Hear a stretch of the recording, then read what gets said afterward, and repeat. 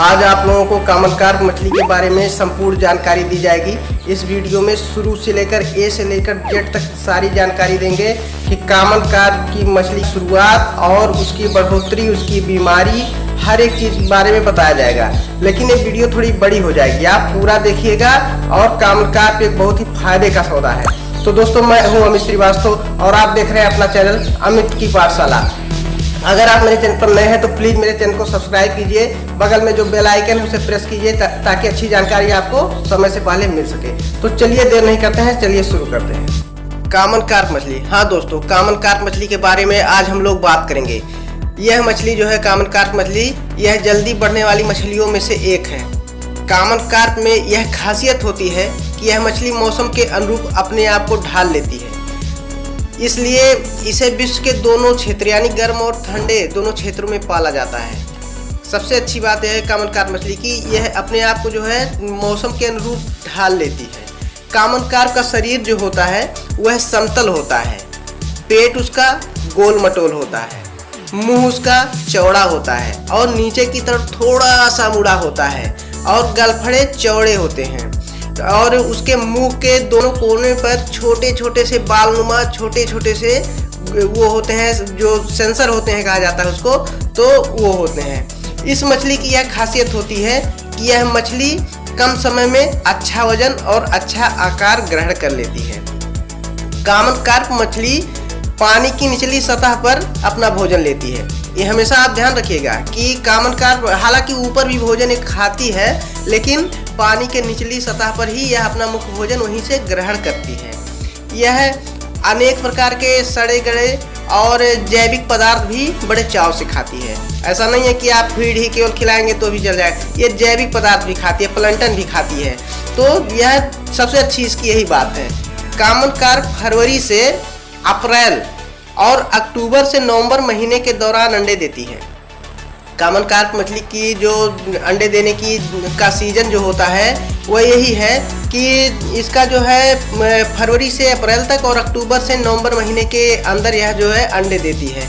यह मछली अपने शरीर के मतलब प्रति किलो, अगर वह मछली 1 ही किलो की है और अंडे देने के लायक हो गई है तो इसमें जो है अपने शरीर में प्रति किलो भार के अनुसार जो है 85,000 से लेकर 1,05,000 तक के बच्चे दे सकती है। 85,000 से 1,05,000 तक के अंडे यह दे सकती है।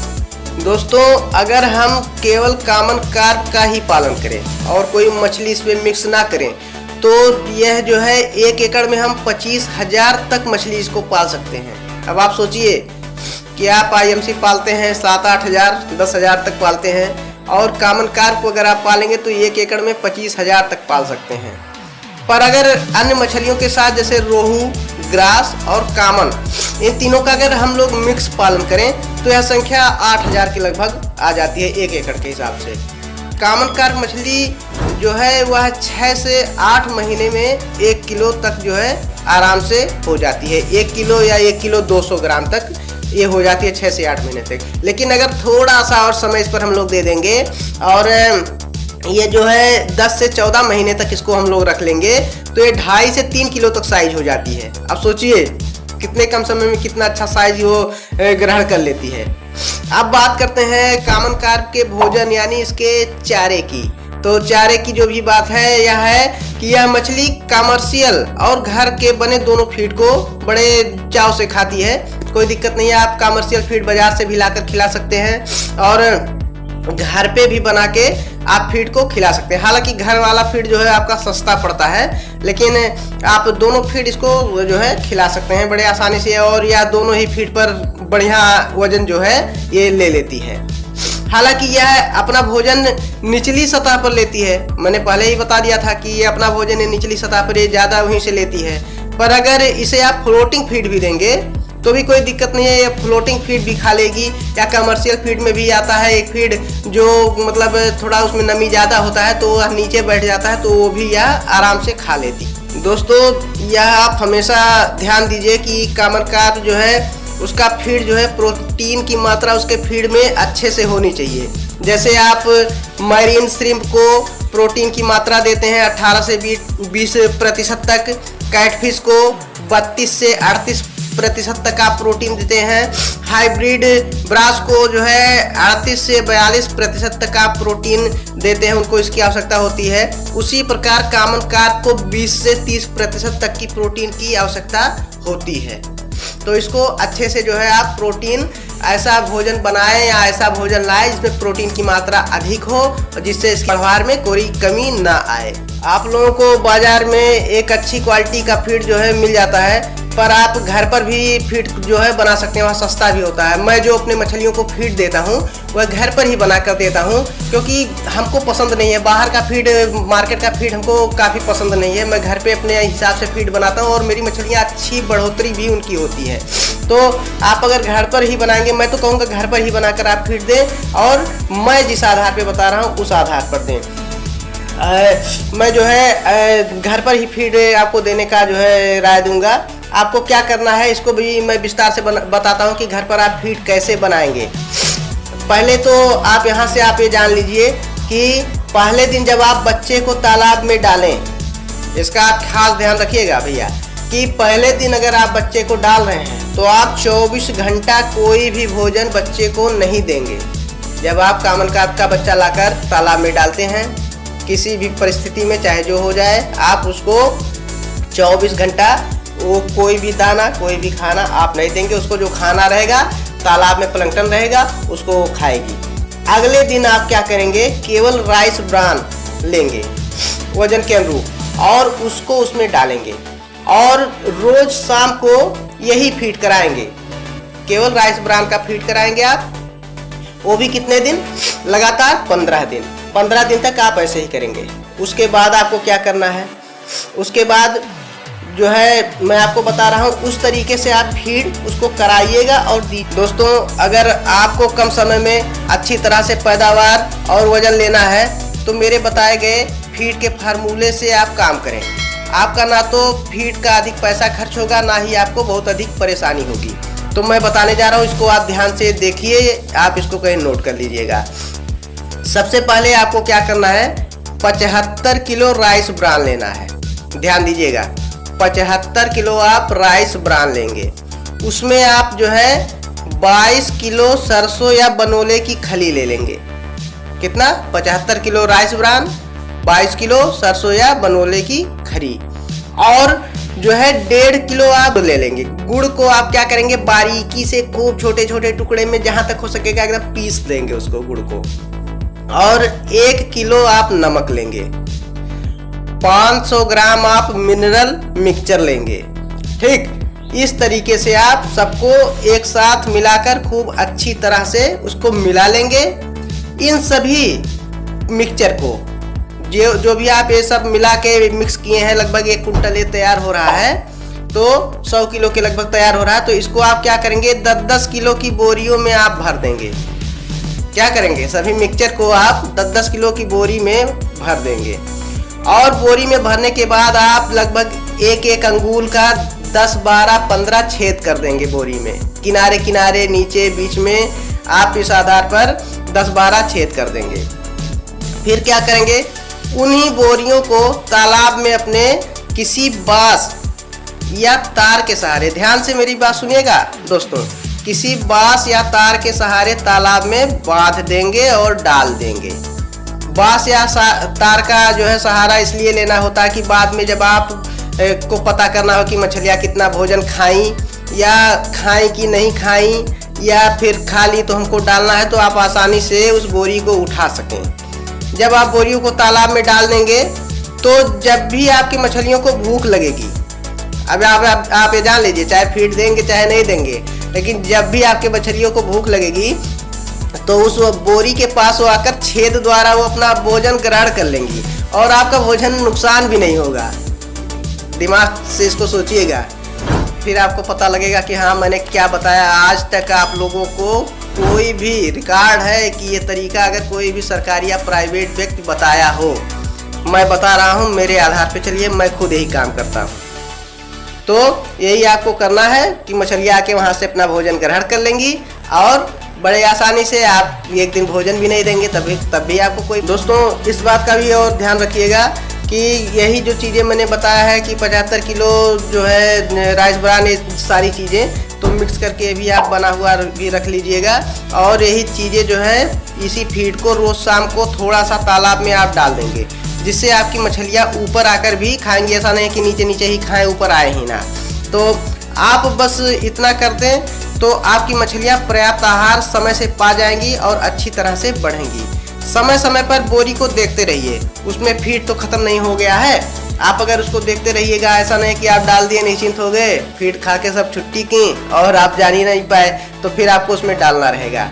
अब आप एक और बात पर ध्यान दें कि चाहे कोई भी मछली पालें आप, ऐसा नहीं कि कामन कार्प ही पाल रहे हैं, कोई भी मछली पालें, अगर आपको अच्छी बढ़त और पैदावार वजन अच्छा लेना है तो आप हर 15 दिन पर मछलियों को दौड़ाएं।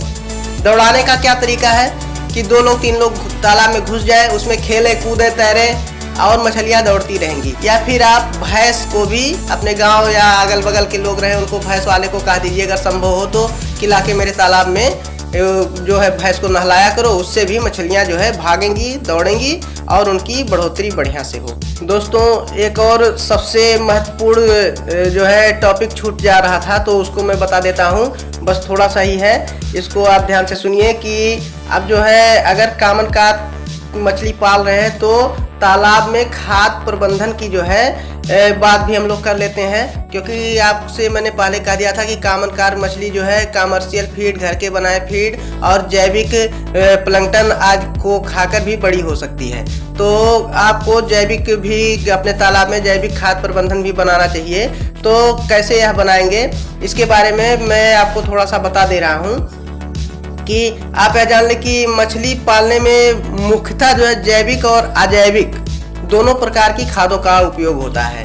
तो खाद कोई भी आप मछली पालिए, ऐसा नहीं कामन कार्प पालिए, लेकिन अगर कामन कार्प आप पाल रहे हैं तो जैविक और अजैविक दोनों प्रकार की खादों का उपयोग आप कर सकते हैं, जो आपके लिए काफ़ी अच्छा होगा। क्यों? क्योंकि मछली जो है नीचे भी बैठ के खाती है, प्लैंकटन भी खाती है और आपका दाना चारा भी खाएगी। तो इस आधार पर आपको इसका ध्यान रखना होगा। तो सबसे पहले हम लोग बात कर लेते हैं जैविक खादों की। तो जैविक खाद में इसमें जो है खनिज पोषक तत्व जो है और जैविक सामग्री दोनों शामिल होती है। यह मुख्य रूप से जो है स्थानीय लोगों द्वारा तैयार किया जाता है, जिसमें जानवरों और खेतीबाड़ी का व्यर्थ पदार्थ होता है। इसमें कम से कम एक पोषक तत्व होता है, जैसे कि नाइट्रोजन, फास्फोरस और पोटेशियम। अब इसी आधार पर हम लोग बात कर लेते हैं कि अजैविक खाद की। तो अजैविक खाद में इसमें जो है खनिज पोषक तत्व होते हैं, जिसका निर्माण उद्योगों में हो। इसमें मुख्यतः जानवरों की खाद, चिकन वेस्ट, यानी चिकन वेस्ट का मतलब मांसाहार नहीं, चिकन का जो है खाद होता है, उसका लैट्रिन जो होता है खाद होता है, और अन्य सामग्री भी इसमें शामिल होती है। जैविक सामग्री जैसे कंपोस्ट, घास, मल और धान की पराली आदि इसमें शामिल होती है और इस तरह से आपका बनाया जाता है। तो इसको भी आप डाल के अच्छा फायदा उसमें प्राप्त कर सकते हैं और इससे आपका क्या होगा कि फीड भी कम लगा, खर्चा भी कम आएगा। दोस्तों अब बात करते हैं मछलियों के बीमारी और उनके रोकथाम की।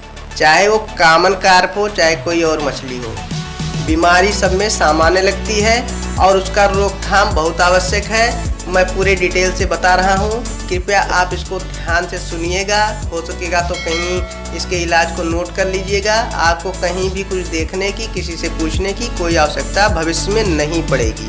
तो हम लोग बात करते हैं मछलियों के बीमारी और उसके रोकथाम की। तो इनमें जो है सामान्य रूप से जो बीमारी लगती है वह है पूँछ और पंखों का गलना। पहली बीमारी आपको मैं बता रहा हूँ कि इसमें सामान्यतः सभी मछलियों में जो बीमारी लगती है तो उसमें सबसे नंबर 1 पर होता है पूँछ और पंख का गलना। इसके लक्षण है कि मछलियों के पूँछ और पंख गलने लगते हैं। पंखों के कोने, मतलब पंख जो है उसके कोने पर हल्के सफ़ेद रंग दिखाई देने लगते हैं। यह पूरे पंख पर फैल जाते हैं समय के अनुरूप और बाद में पंख जो है वह गिरने लगता है। पंख गिरेगा तो मछली तैरेगी कैसे? इसका जो है इलाज क्या है? इसका इलाज है कॉपर सल्फेट 0.5% से इसका इलाज करें। मछली को 2 से 3 मिनट के लिए कॉपर सल्फेट के पानी में आप डुबो कर रखें, वह बाद में ठीक हो जाएगी।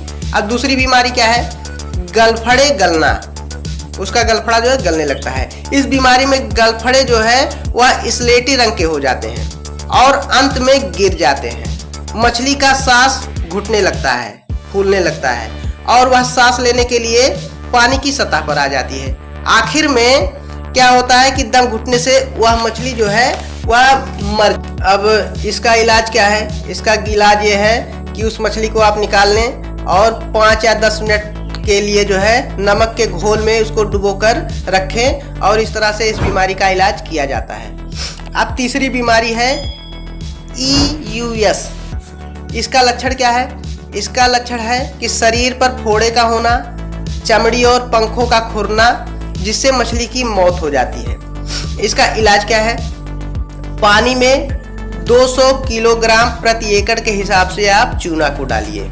वैसे भी कोई बीमारी रहे या कोई बीमारी ना रहे, आप चूने का प्रयोग अगर कुछ भी ना रहे तो कम से कम 2 महीने 3 महीने पर जरूर आप चूने से उपचार पानी को कर दिया कीजिए। अब चौथी बीमारी है सफ़ेद धब्बे का रंग। यह क्या है, इस रोग में मछली की त्वचा, गलफड़े और पंखों पर सफ़ेद धब्बे पड़ जाते हैं। इसका इलाज क्या है, मछलियों को 0.02% फार्मालिन के घोल में 7 से 10 दिन के लिए 1 घंटा हर रोज डुबाकर रखें और वह मछली ठीक हो जाएगी। अब सबसे बड़ी परेशानी जो होती है वह होती है मछलियों में जो जुआ पाया जाता है। मछलियों में ऐसा नहीं है कि मनुष्यों में ही पाया जाता है, मछलियों में भी पाया जाता है, जो कि बहुत घातक होता है। जैसे मनुष्यों के सर से जुए क्या करते हैं, खून चूसते हैं, वैसे मछलियों का भी खून चूसते हैं और मछलियाँ बढ़ती नहीं हैं। तो इसमें क्या है, मछलियों का ग्रोथ जो है वह रुक जाता है, पंख ढीले पड़ जाते हैं जब मछलियों में जुए पड़ जाते हैं, त्वचा पर खून के धब्बे पड़ जाते हैं। इसका इलाज क्या है, मैलाथियान 50 EC, ध्यान से सुनिएगा, मैलाथियान 50 EC 1 लीटर जो है वह प्रति एकड़ में 1 एकड़ में 1 लीटर हर 15 दिन के अंतराल पर 3 बार आप डालें। इससे जो है यह मछलियों के जुए समाप्त हो जाएंगे। अब अगली बात करते हैं तो मछलियों में जोंक पकड़ने की। तो इसके कारण क्या होता है, त्वचा और गलफड़े जो है जख्मी हो जाते हैं। इसका भी वही इलाज है कि मैलाथियन का 1 लीटर जो है प्रति एकड़ में आप डालें, इससे बहुत ही लाभ हो। दोस्तों अब बात करते हैं हम लोग मुंह के लाल रोग की। यह भी एक विशेष जो है वह लक्षण होता है मछलियों में कि मुंह जो है वह लाल हो जाता है। इसका लक्षण क्या है कि मछलियों का मुंह, पंख, गला, गलफड़ा ये सब लाल हो जाते हैं। इसका इलाज क्या है, इसका इलाज जो है, इसमें विभिन्न तरह के मार्केट में एंटीबायोटिक आते हैं, उसको आप डाल सकते हैं। टीकाकरण भी होता है जिससे इसकी रोकथाम जो है बड़े आसानी से हो जाती है और मार्केट में ये सारी चीज़ें उपलब्ध हैं। दोस्तों कामन कार्प से संबंधित मैंने इतनी प्रकार की जानकारियाँ दी। कहीं भी आपको कोई शंका हो, आपके मन में कोई किसी भी प्रकार का सवाल हो तो कृपया जो है आप मेरे वीडियो के कमेंट बॉक्स में उसको पूछ सकते हैं। मैं त्वरित उत्तर देने की कोशिश करूंगा, फ़ौरन दूंगा। अगर समय नहीं है तो भी मैं बाद में उसका आंसर आपको दूंगा, लेकिन मैं ज़रूर दूंगा। तो आपको कोई भी दिक्कत हो किसी भी प्रकार की तो आप कमेंट करके पूछ सकते हैं। और आप मुझे जो है उस पर डिस्क्रिप्शन में दिया हुआ है, मेरा लिंक दिया हुआ है इंस्टाग्राम का, वहाँ फॉलो कर लीजिएगा। आप वहाँ जब प्रश्न पूछेंगे तो मैं तत्काल में आपके प्रश्नों का उत्तर देने की कोशिश जो है करूँगा। तो दोस्तों बस इतना ही बताना था। कहीं भी आपको कोई दिक्कत हो तो ज़रूर पूछिएगा। और अगर आप मेरे चैनल पर नए हैं तो मेरे चैनल को सब्सक्राइब कर लीजिए, बेल आइकन जो है उसको आप प्रेस कर दीजिएगा। और फिर मिलते हैं हम लोग अगले वीडियो में, तब तक के लिए जय हिंद।